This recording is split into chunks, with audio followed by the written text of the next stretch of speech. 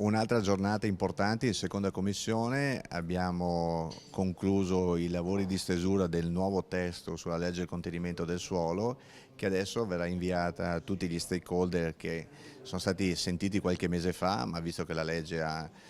in qualche modo visto notevoli modifiche grazie ai contributi di molti che ci hanno scritto e che ci hanno osservato rispetto ai testi originari, ci permette da questo punto di vista di avere un testo sufficientemente definitivo sui quali attendiamo ulteriori contributi da parte di tutti, e quindi nel mese di luglio faremo una giornata di audizioni dove sentiremo tutte le campane affinché effettivamente questa legge, che è fortemente voluta da tutti, possa avere un contributo definitivo ed approvare nel mese di settembre nell'aula del Consiglio regionale.